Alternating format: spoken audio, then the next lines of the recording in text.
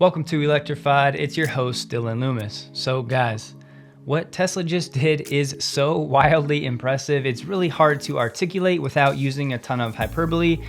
I'll just say my biggest takeaway is Tesla just proved to the world that despite the inflationary pressures, despite all of the supply chain challenges, Tesla managed to post record numbers essentially across the board, basically proving to everybody that they are as close to being bulletproof as a company as one can get. So let's dive in. What did we learn? Well, Tesla's debt excluding product financing is now under $100 million, sitting at 88 million, which is incredible.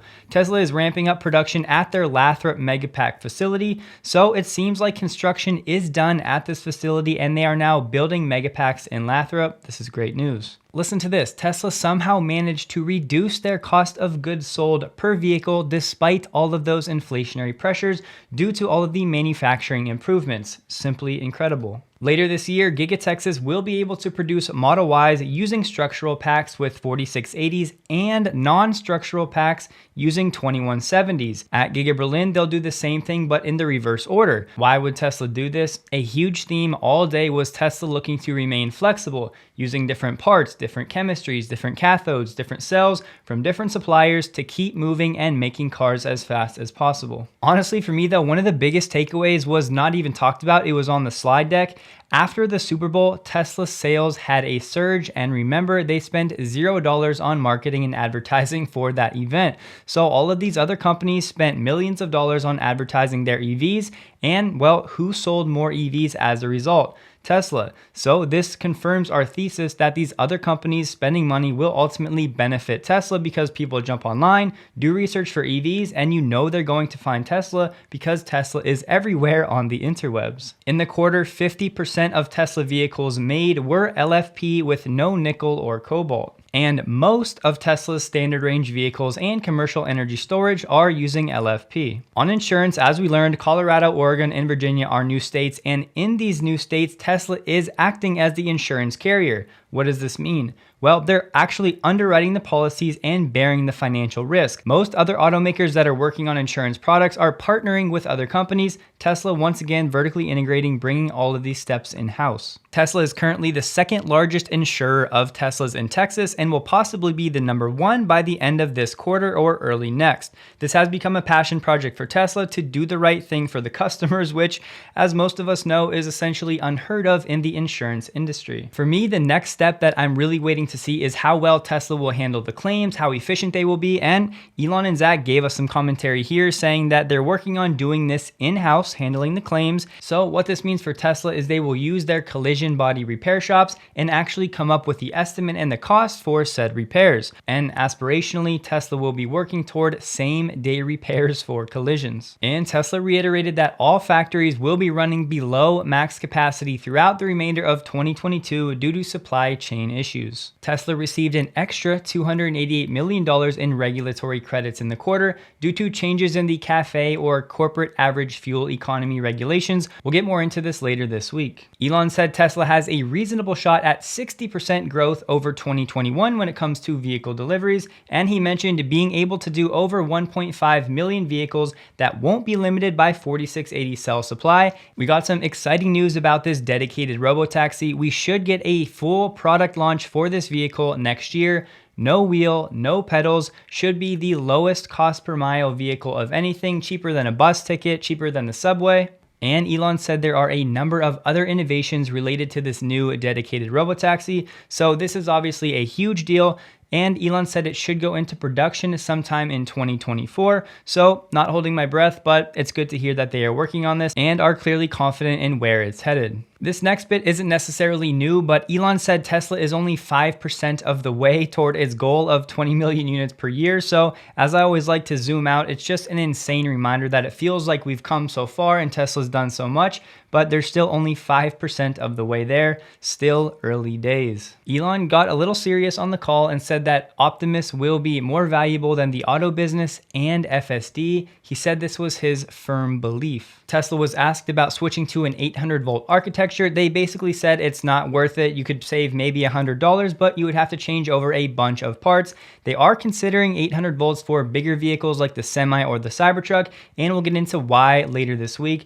But just know for now, the 3 and the Y and the Robotaxi will definitely be staying with the 400 volt architecture, just not enough benefits to make the change. One of the biggest takeaways or paradigm shifts for me was with regard to 4680s. We learned that the cost to build these new 4680s, including utilities and personnel, is basically 5 times lower than previous technology. So we knew there would be huge cost savings with the 4680s, which will play out in time. But when it comes to the actual yield or the performance of these cells, Tesla said it's going to take a few years to get to where they really want to be and some of the metrics that were discussed at Battery Day. So what Tesla is doing here is slowly working in new technologies and slowly modifying the structural pack, so at each step they can go methodically and make changes as they see fit. Because once again, 4680s are not going to be a limitation to vehicle production, at least for this year. And when it comes to the range and performance specs that I think most of us were expecting the second they were ready, Tesla said that they should be competitive with the very best alternatives in the industry sometime later this year. So to simplify it for today, I personally have reduced my expectations of 4680s when it comes to performance and range, at least in the near term. The big benefit right now is going to be cost savings, and then the range and performance, ultimately the yield, will improve in the years to come. This was new. Tesla now has an aluminum melting pot of sorts where they're recycling aluminum from a bunch of different sources. They're actually taking wheels from legacy ICE vehicles, recycling them, and then they'll use them in the castings basically for the Model Y and the Model 3. Pretty awesome. We should expect Berlin and Austin to ramp faster than Giga Shanghai despite all of the new technology. We're looking at about 30% less robots on the body line, but Tesla will be able to double the actual output. And Elon said overall the size of the body lines has been reduced by about 60% thanks to the structural pack and front and rear castings. Elon backed me up in saying that he believes the actual inflation numbers being reported underestimate the actual magnitude of what's really going on in the market. Now, here's an interesting line. They asked Elon about his next compensation package because his current one is essentially ran out. I think there's only around $20 million left to be paid out throughout the rest of 2022.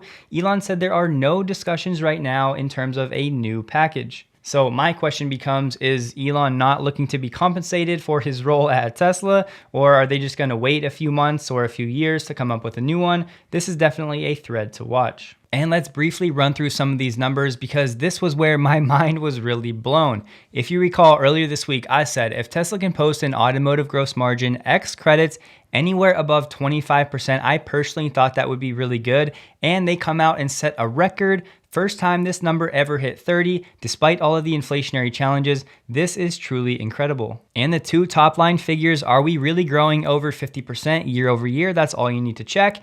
And for deliveries and automotive revenue, the answer is a clear yes. However, it gets even better. Look at the operating margin. They did 19.2%, which was by far the highest for a quarter ever. The previous high was around 14, and that's 235% higher year over year. These really are astounding figures. And dropping down to the bottom line, GAAP net income was up 43% quarter over quarter, and year over year up over 657%. And for the EPS figures, Wall Street was expecting 226 for the GAAP and 230 for the non-GAAP, so Tesla absolutely blew both of those away. And just a rundown of the updated PE figures for Tesla. So currently after today it was sitting at $9.77 a share. If you plug in the trailing 12 months EPS, that has us at $7.37. Doing the math, Tesla's new PE is now 133. Previously, after last quarter, it was sitting around 193. If we take the GAAP data from quarter one and annualize it, that would put us at a 12-month forward PE of 85.